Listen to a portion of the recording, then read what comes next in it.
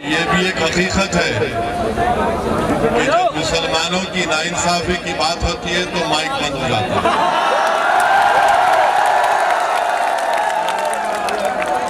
ये हमेशा होता है, मगर इंशाअल्लाह ताला एक वक्त उत्तर प्रदेश में करीब जरूर आएगा जब हमारी आवाजों को माइक की जरूरत नहीं पड़ेगी,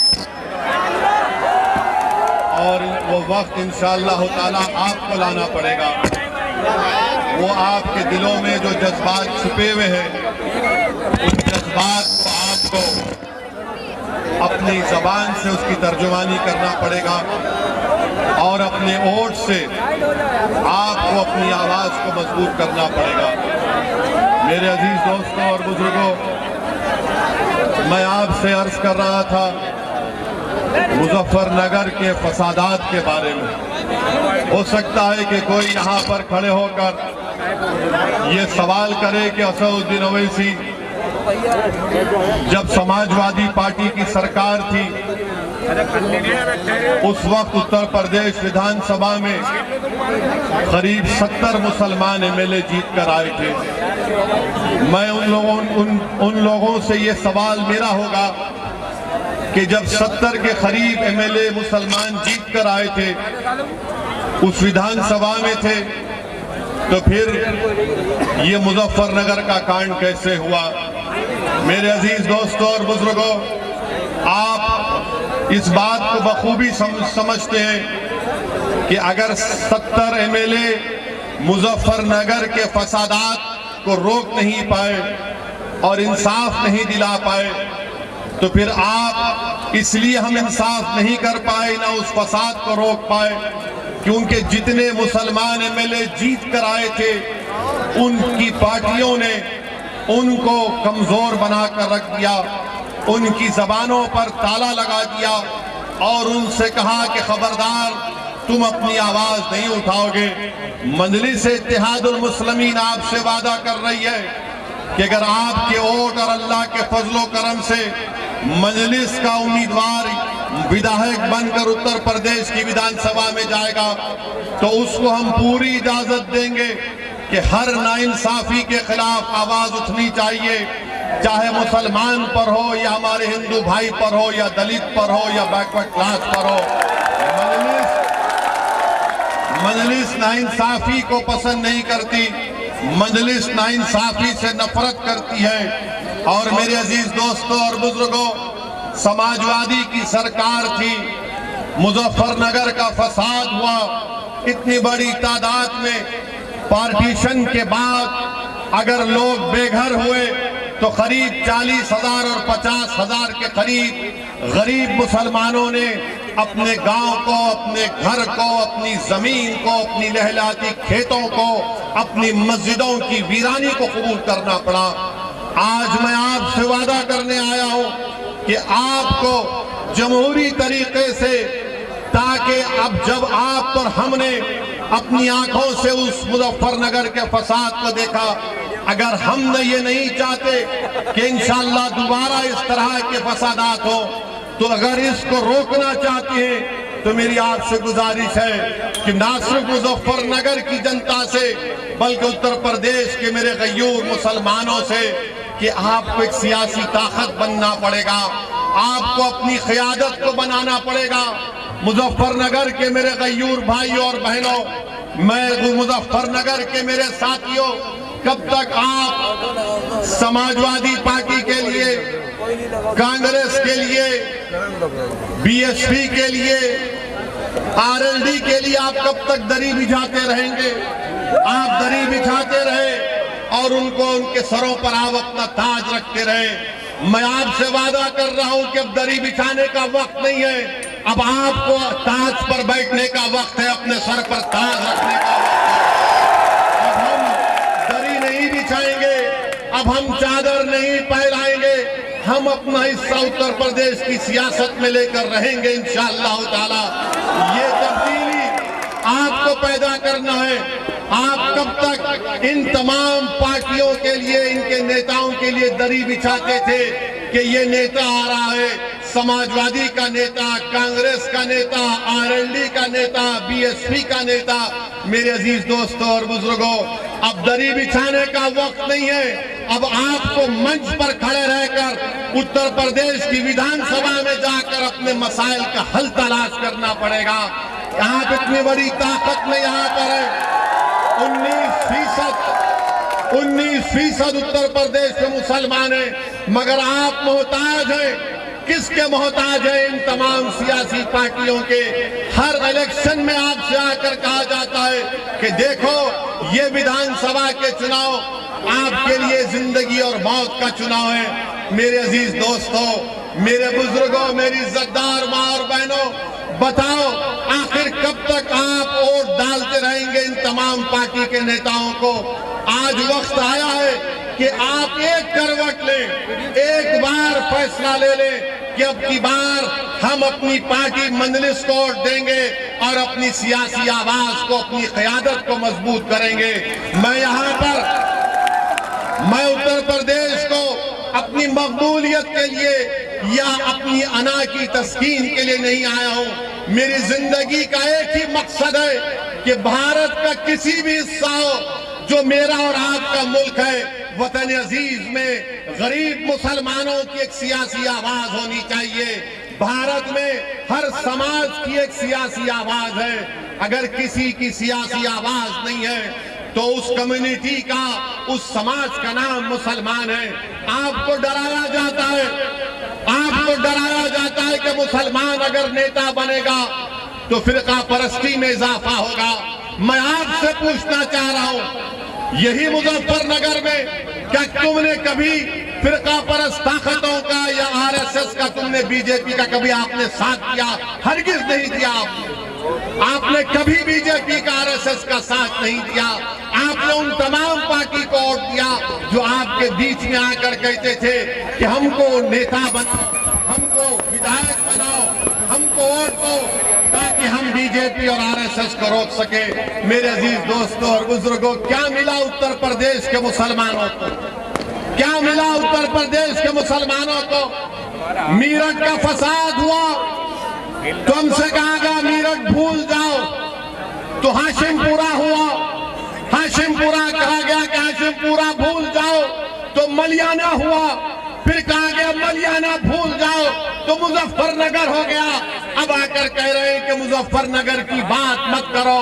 मैं जब यहाँ पर आ रहा था तो ऐसे लोग मुझे फोन करे और कहे कि ओवैसी साहब आप मुजफ्फरनगर को जा रहे, अपनी तकरीर में मुजफ्फरनगर के फसाद का जिक्र मत करिए। मैंने कहा क्या जिक्र करूं? तो कहा कि आप जो है ना भड़काऊ भाषण मत दीजिए। मैं उनसे पूछना चाहता हूं, मेरे अजीज दोस्तों और बुजुर्गों, यही इन लोगों की सोच है जो गरीब मुसलमानों का सौदा करते हैं दिल्ली में बैठकर या लखनऊ में बैठकर।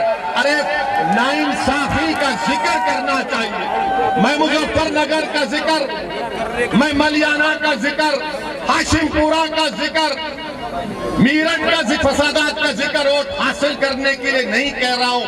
मैं इसलिए कर रहा हूं कि नाइंसाफियों को नहीं भूलना चाहिए। जब आप नाइंसाफियों को भूल जाएंगे तो दोबारा नाइंसाफी होती है। जिस दिन आप नाइंसाफियों को याद रखेंगे कि हाँ जिस्म पर यहाँ पर जख्म आया था, इस जख्म को याद रखना पड़ेगा। मैं जख्मों को खोलने के लिए नहीं आया हूं, मैं आपको याद दिलाने के लिए आया हूं कि नाइंसाफी किसने की और आपको क्या हासिल हुआ। मेरे अजीज दोस्तों और बुजुर्गों, आप ये भी जानते हैं कि यही मुजफ्फरनगर में जब CAA NRC का प्रोटेस्ट हुआ, मैं आपका शुक्रिया अदा करता हूं, आपको सलाम करता हूं कि जिस बेबाकी और बहादुरी के साथ आपने CAA और NRC के कानून के खिलाफ एहतजाज किया। जब पार्लियामेंट में, जब भारत की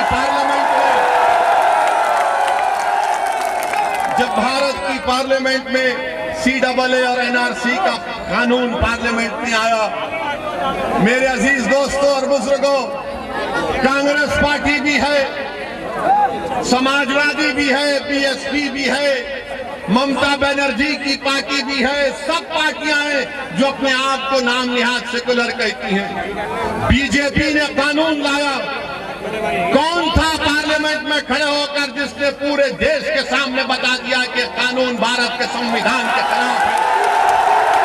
किसने उस कानून को फाड़कर पैगाम दिया भारत की जनता को कि हम नाइंसाफी को बर्दाश्त नहीं करेंगे? मेरे अजीज दोस्तों और बुजुर्गों, मुझसे कई दूसरी सियासी पार्टियों के कायदीन ने कहा कि ओवैसी तुमको क्या जरूरत थी कानून को फाड़ने की? तो मैंने कहा मेरी तकरीर को तुमने पार्लियामेंट में नहीं सुना। मैंने वो काम किया जो गांधी ने किया था। गांधी ने उस वक्त के सफेद फार्म हुकूमत के गलत कानून को फाड़ दिया था। मैं भी इस कानून को फाड़ता हूं क्योंकि मुसलमानों के खिलाफ, ये भारत के फंडामेंटल राइट्स के खिलाफ है। मेरे अजीज दोस्तों और बुजुर्गों, हम पार्लियामेंट में सिर्फ मजलिस के 2 MP हैं, मगर अल्लाह के फजलो करम से आपकी दुआओं की वजह से हम पार्लियामेंट के दोनों दीवार को हिलाकर रख देते हैं। अगर उत्तर प्रदेश में मजलिस के MLA कामयाब हो जाएंगे इंशाअल्लाह, अगर उत्तर प्रदेश में आपकी क़ियादत बनेगी तो आप खुद सोचो कि कल कोई नाइंसाफी करने से पहले सोचेगा कि नहीं अब इनका नेता है, अब इनकी पार्टी है, इनकी एक ताकत है, इनकी एक शनाख्त है, इनसे कोई पंगा नहीं ले सकता, इनसे नहीं। यही तो हकीकत है ना, यही तो हकीकत है। भारत की सियासत की हकीकत यह है कि जिसकी लाठी उसकी भैंस है। यह कल हकीकत है। जब हम इसको बयान करते हैं तो हमारे मुखालिफिन कहते हैं कि तुम जज्बाती तकारीर करते हो। मैं जज्बाती तकारीर नहीं, मैं सच्चाई को बयान कर रहा हूं ताकि जब आप यहां से उठकर जाएंगे तो अपने दिलो दिमाग में सोच और फिक्र को लेकर जाएं, ताकि आपके अपने फैसलों में तब्दीली पैदा हो। और उसकी मिसाल क्या है? क्या 2019 के लोकसभा के चुनाव में ये सच नहीं है कि 90% हिंदू भाई जाटों ने बीजेपी को वोट दिया? क्या नहीं दिया जाटों ने बीजेपी को वोट? आपने दिया बीजेपी को वोट? तो कैसे जीत गया बीजेपी वाला यहां से? वो जाट जो अजीत सिंह को हरा दिया, चौधरी चरण सिंह के बेटे को, जिन्होंने अपने बड़ों की आदत को छोड़ दिया। मेरे अजीज दोस्तों, मेरे बुजुर्गों, तुम कब तक इन आदतों में पड़ते रहोगे? एक तब्दीली पैदा करो, खुदा के एक बदलाव लेकर आओ। अपनी पार्टी को वोट देकर देखो एक मर्तबा सबकी तब्दीली कैसी होती है। जब जाटों ने अजीत सिंह को छोड़ दिया, चौधरी चरण सिंह की पार्टी को छोड़ दिया, तो क्या उत्तर प्रदेश के मुसलमान उस रिवायती सियासत को छोड़ेंगे? नहीं छोड़ेंगे। मेरे अजीज दोस्तों और बुजुर्गों, जहां पर बात CAA NRC के कानून की आई, तो मैं यहां पर हाजी हसन साहब जो मुजफ्फरनगर कालापार एरिया के रहने वाले, जिनके घर में घुसकर योगी की हजरत पुलिस ने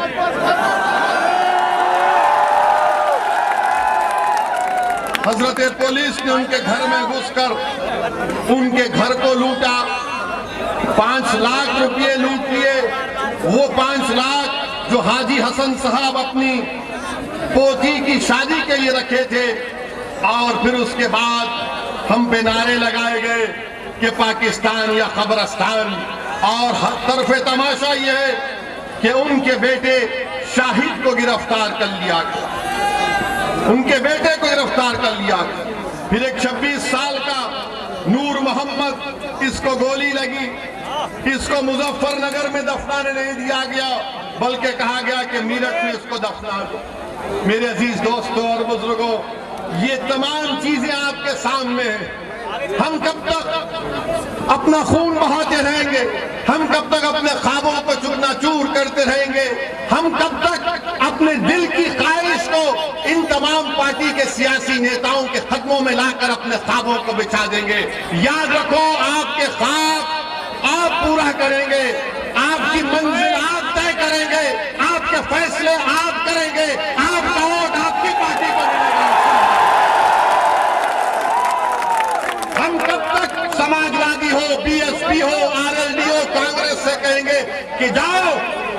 मुसलमान है, तुम हमारे मुकद्दर के फैसले करो। नहीं, तुम अपने मुकद्दर के फैसले कर सकते हो।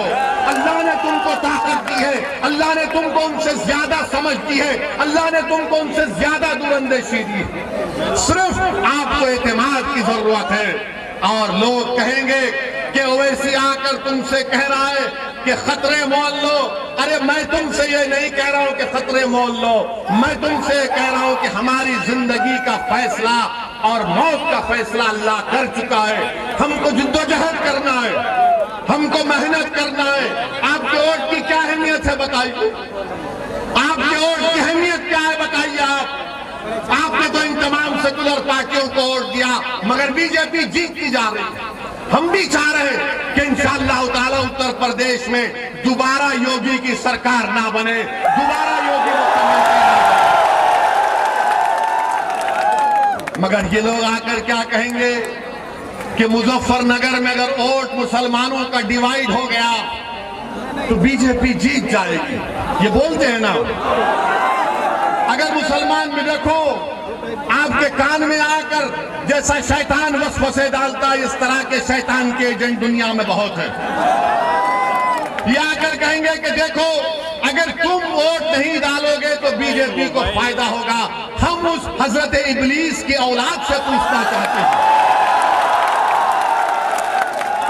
हम तो औज़ुबिल्लाहि मिनश शैतानिर रजीम कहते हैं, उनसे पूछना चाह रहे हैं, क्या 2019 के चुनाव में आपने बीजेपी को वोट दिया?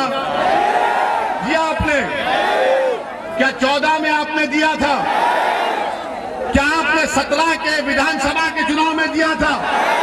तो 14, 17, 19 आपने 3 चुनाव में बीजेपी को वोट नहीं दिया, तो फिर कैसे बीजेपी जीत गई? कैसे जीती बीजेपी? आपको सोचना है, ये फैसला आपको करना है। आपने 14 में आरएलडी को वोट दिया, कांग्रेस को दिया, बीएसपी को दिया, सपा को दिया, मोदी के एमपी जीत गए।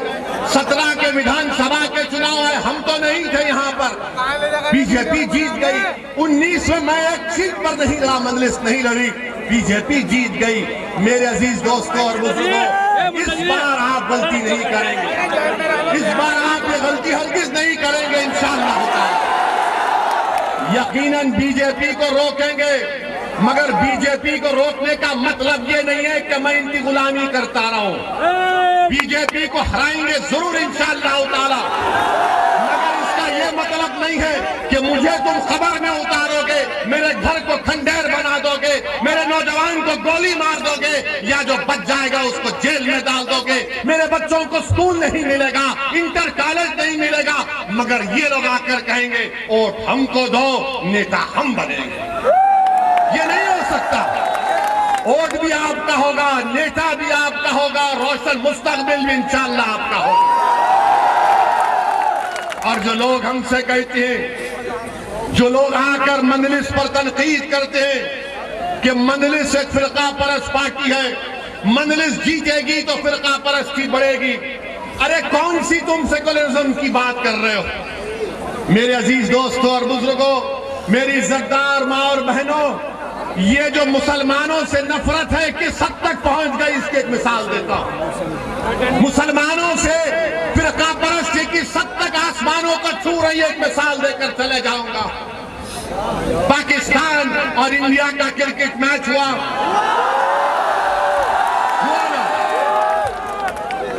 मैं तो ये कहा था मोदी जी से कि इस मैच मत खेलो आप।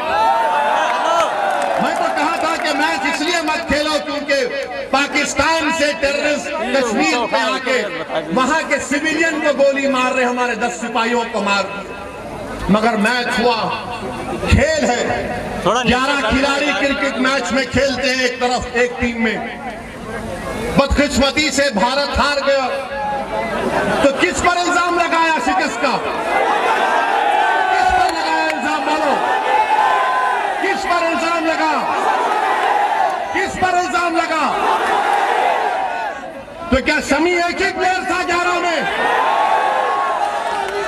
11 की टीम थी, मगर फिरका परस्ती बताने के लिए आपसे कह रहा हूं कि टीम हारी, हमको तकलीफ है, मगर शमी पर जिम्मेदारी डाल दी कि शमी की वजह से हार गए, शमी की वजह से हारते चाहते हैं। ये नहीं, यही तो फिरका परस्ती है, यही तो मुसलमानों से नफरत है।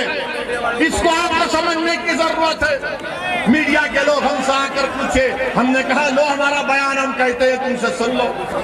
मेरे अजीज दोस्तों और बुजुर्गों, ये एक मिसाल है कि क्रिकेट के मैच में भी, खेल के मैदान में भी भारत की सियासत, भारत का माहौल इस तरह कर दिया गया कि हर चीज के लिए जिम्मेदार मुसलमान को बना दिया जाता है। कौन उठाएगा आवाज फिर?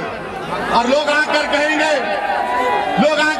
नहीं नहीं, हमको इस माहौल को खत्म करना। रे कैसे खत्म करेंगे माहौल को? माहौल को खत्म कैसे करेंगे? भीख मांगकर माहौल खत्म करेंगे?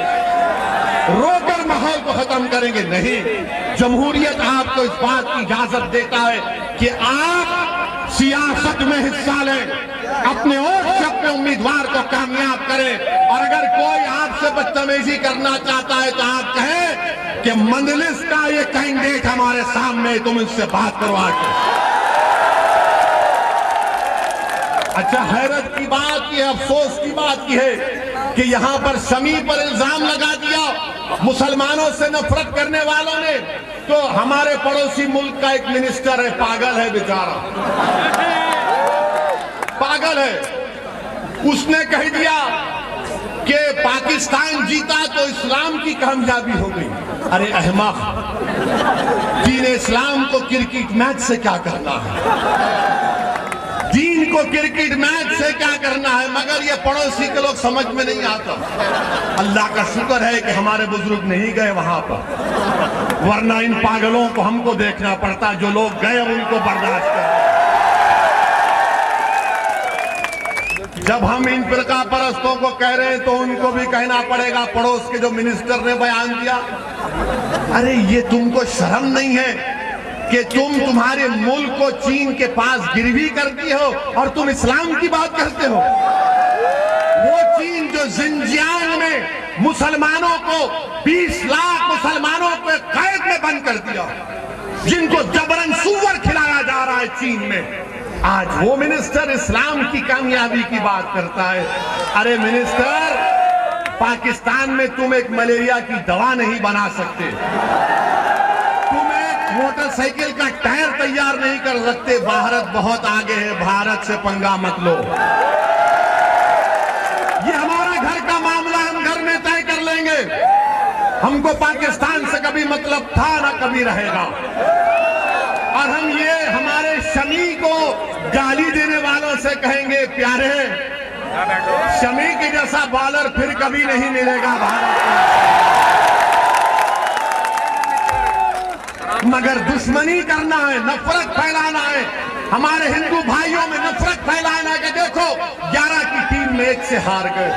मेरे अजीज दोस्तों और बुजुर्गों, आपको ये भी बताना जरूरी समझता हूं कि आप त्रिपुरा में, भारत का एक स्टेट है त्रिपुरा, वहां पर पिछले 5 दिन से 15 मसाजिद को नुकसान पहुंचा दिया गया।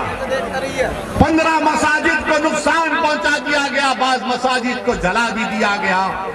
ये कहां गए मोदी जी? कहां गए अमित शाह? कहां गए सबका साथ, सबका विकास, सबका विश्वास? मेरे अजीज दोस्तों और बुजुर्गों, हम त्रिपुरा की सरकार से, भारत के प्रधानमंत्री से कह रहे हैं कि रोकिए त्रिपुरा में जो ये फिरका परस्त विश्व हिंदू परिषद और बजरंग दल के लोग जो त्रिपुरा की मस्जिदों को नुकसान कर रहे हैं, रोकिए। ये तमाम के तमाम आपके लोग हैं। आप अगर 1 मिनट में उनको रोक सकते हैं, मगर 15 मसाजिद को नुकसान पहुंचा दिया गया। ये बीजेपी का असली चेहरा है। ये नरेंद्र मोदी के झूठे वादे हैं, ये झूठे वादे हैं कि त्रिपुरा में मस्जिदों को नुकसान पहुंचाया जा रहा है। वीडियोस है सोशल मीडिया पर, मस्जिद जल रही है, आईने तोड़ दिए गए, कुरान के पारों की बेहरमती कर दी गई। और क्या कर रही है बीजेपी की सरकार? खामोश बैठी हुई है। मेरे अजीज दोस्तों और बुजुर्गों, मैं मजम्मत करता हूं जो त्रिपुरा में आज हो रहा है। और बीजेपी और भारत के प्रधानमंत्री को चाहिए कि वो फौरन त्रिपुरा के बारे मोदी जी कम से कम अगर बोल नहीं सकते तो ट्वीट तो कर दो, ट्वीट तो कर दो कि त्रिपुरा में आज जो नंगा नाच हो रहा है उसको रोकने की जरूरत है। मेरे अजीज दोस्तों और बुजुर्गों, तीसरी अहम बात जो मैं आपसे करना बहुत जरूरी समझता हूं वो ये है कि मेरे अजीज दोस्तों और बुजुर्गों, मुजफ्फरनगर में डेवलपमेंट नाम का कोई काम नहीं हुआ। लखनऊ में बैठकर बाबा बहुत बड़ी बड़ी बातें करते हैं, बाबा बड़ी बड़ी बातें करते हैं। और बाबा ने परसों बयान दिया कि हम कोई मजहब को नहीं करते, हम कोई वैसा नहीं करते, लंबी लंबी छोड़ दिए बाबा। हम उनसे पूछना चाहते हैं कि मुजफ्फरनगर में क्या ये बात सच नहीं है कि मुजफ्फरनगर में जहां पर 40% के करीब मुसलमानों की आबादी है ना, यहां पर 40% मुसलमानों की आबादी के लिए आपको ये बताना चाहूंगा कि सिर्फ 4 कम्युनिटी हेल्थ सेंटर, जहां पर 40% मुसलमान है वहां पर 4 हैं। जौनपुर में 10% है, वहां पर 22 है। अब आप खुद फैसला करिए, कोई उठाता इन बातों को। कम्युनिटी हेल्थ केयर सेंटर की जरूरत है मगर इस पर कोई बात ही नहीं होती।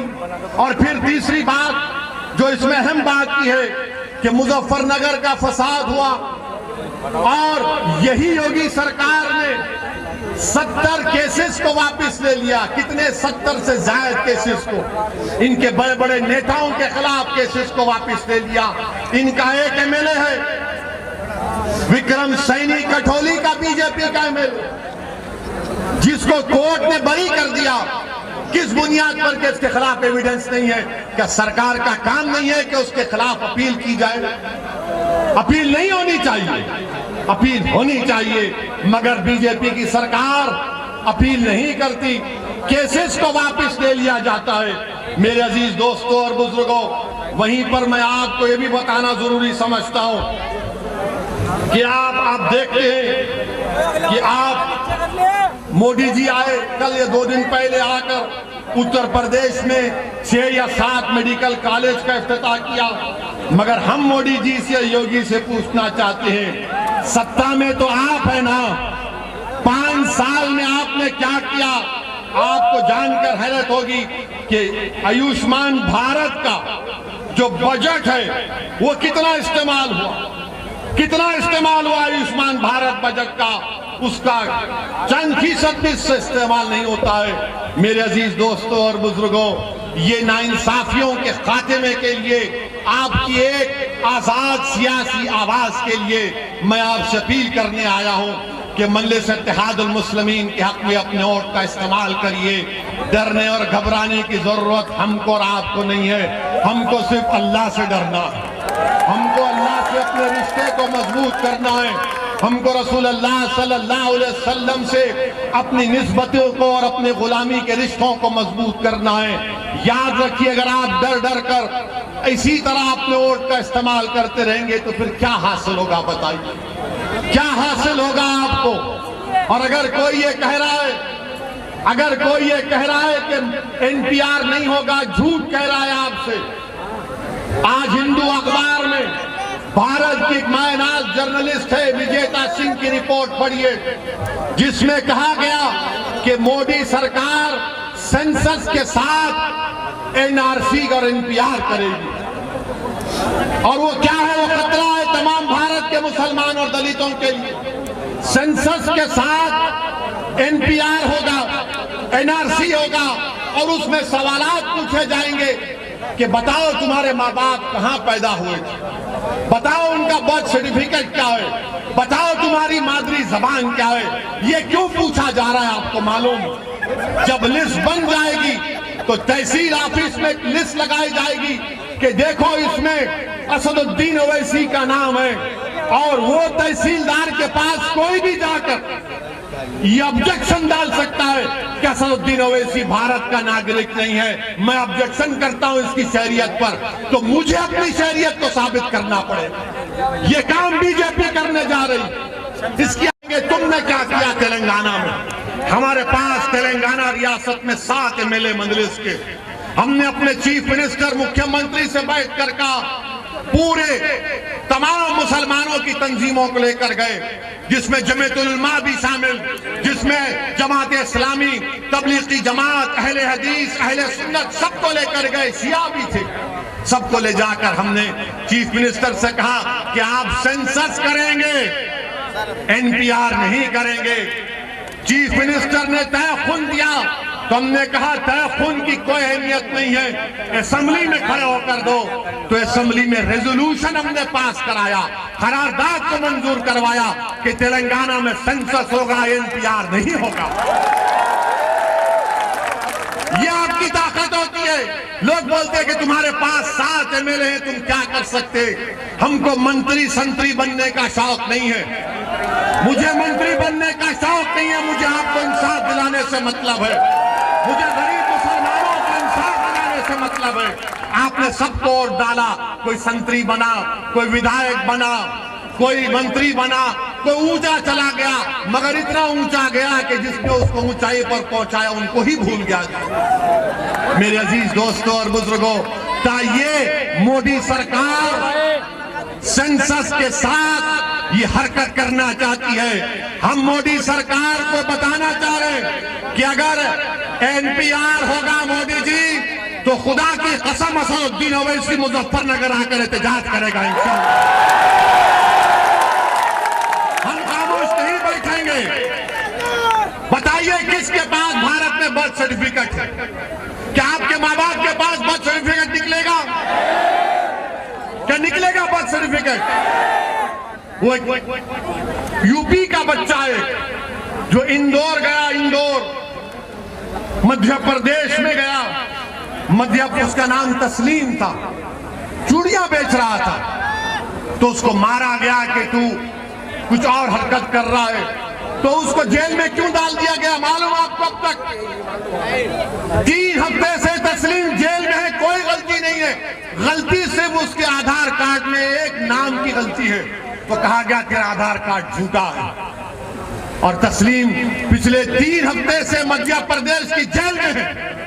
मेरे अजीज दोस्तों और बुजुर्गों, याद रखो ये आने वाले असेंबली के चुनाव हमारे लिए बहुत अहम है।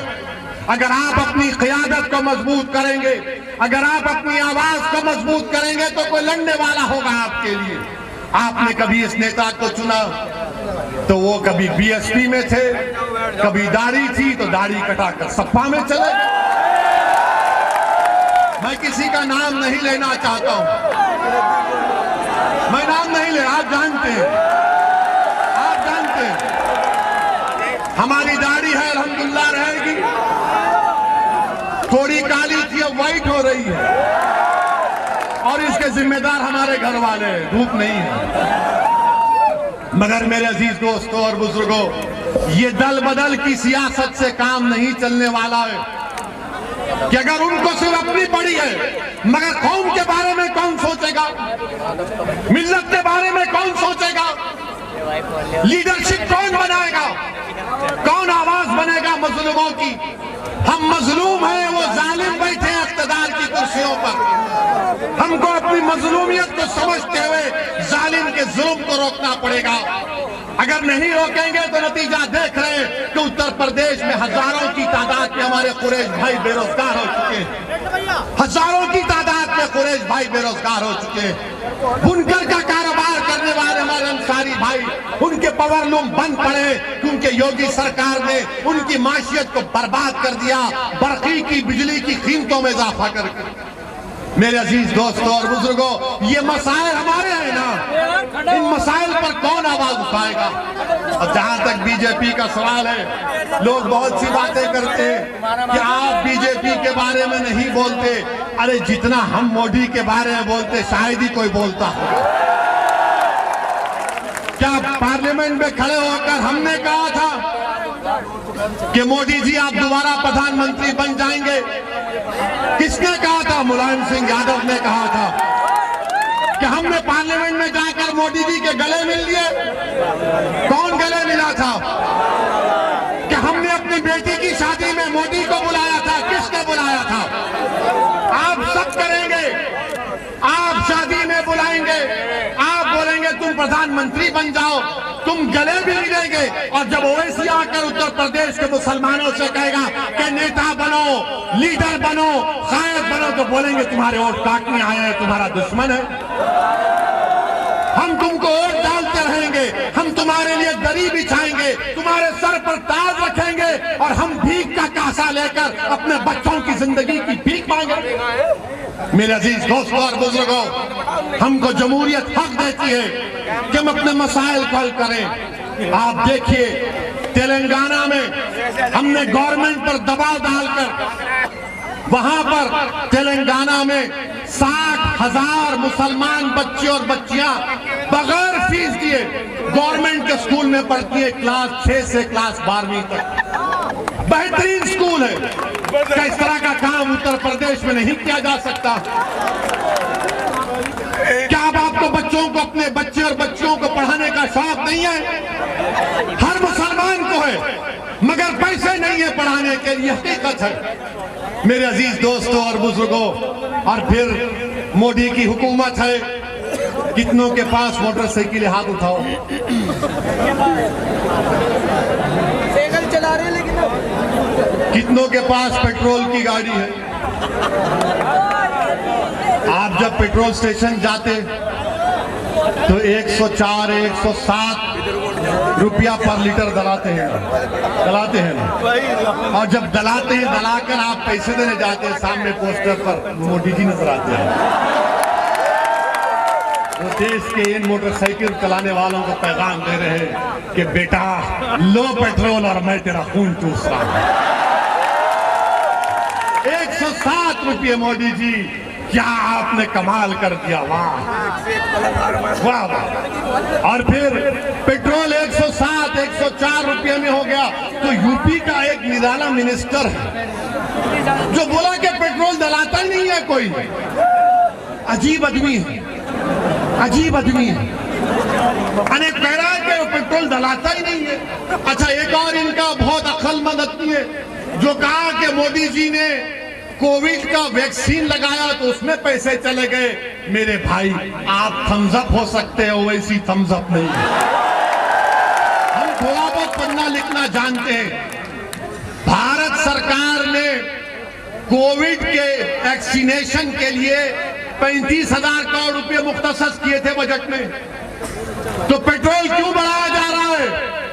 क्या मोदी जी आपको गरीबों से मोहब्बत नहीं है? आज पेट्रोल की कीमत बढ़ रही है, तरकारी की कीमतों में इजाफा हो चुका है। हमारी माँ और बहनें, आप बताओ, तरकारी में इजाफा हुआ नहीं हुआ? कितनी कीमत बढ़ चुकी है तरकारी की, खाने को खाना नहीं है, हम कुछ भी नहीं खा सकते। गरीब भारत का भूखा मर रहा है, मगर मोदी जी और बीजेपी आरएसएस कह रही है कि गाय का गोश्त की बात करो, मॉब लिंचिंग की बात करो, भड़काओ, दुश्मनी पैदा करो, क्रिकेट मैच है तो भी शमी को ब्लेम करो। और मेरे अजीज दोस्तों बुजुर्गों, हम पर इल्जाम लगता है कि हम ही जज्बाती तकारीर करते हैं, मगर आप अपने दिल पर हाथ रखकर बताइए, आप जानते हैं मौलाना कलीम सिद्दीकी को? जानते हैं मौलाना कलीम सिद्दीकी को? भाई, ये सपा वाले क्यों नहीं बोलते उनके बारे में? क्यों नहीं बोलते समाजवादी वाले? बीएसपी क्यों नहीं बोलती? आरएलडी क्यों नहीं बोलती? कांग्रेस क्यों नहीं बोलती? इसलिए नहीं बोलते, जब जाकर पूछो उनसे, इनके नेताओं से पूछो, बोलो ना मौलाना कलीम सिद्दीकी के बारे में, तो कहेंगे अगर कलीम सिद्दीकी के बारे में बोला जाएगा तो योगी और मोदी नाराज हो जाएंगे, हमको हिंदू भाइयों का वोट नहीं मिलेगा। मौलाना कलीम सिद्दीकी को झूठे केस में गिरफ्तार किया गया। मौलाना कलीम सिद्दीकी और उनके साथियों पर जुल्म किया जा रहा है, और इसके खिलाफ अगर किसी ने आवाज उठाई तो मजलिस इत्तेहाद अल मुस्लिमीन ने आवाज उठाई। मेरे अजीज दोस्तों और बुजुर्गों, आज आप देखिए कि हर चीज मैं आपके सामने खुलकर बयान कर रहा हूं, ताकि आप एक पैगाम लेकर यहां से उठें, ताकि आप आने वाले विधानसभा में मजलिस के हक में अपने वोट का इस्तेमाल करें। मैं फिर से आपसे अपील कर रहा हूं कि 2014 में, 2017 में, 2019 में आपने नाम निहाल सेकुलर पार्टियों को वोट दिया, मगर ये बीजेपी को रोकने से नाकाम साबित हुए। मेरे बुजुर्गों, मेरी इज्जतदार माँ और बहनों, मेरे कौम और मिल्लत के गयूर नौजवानों, इस बार एक मर्तबा मजलिस के हक में अपने वोट का इस्तेमाल करो, मजलिस का साथ दो।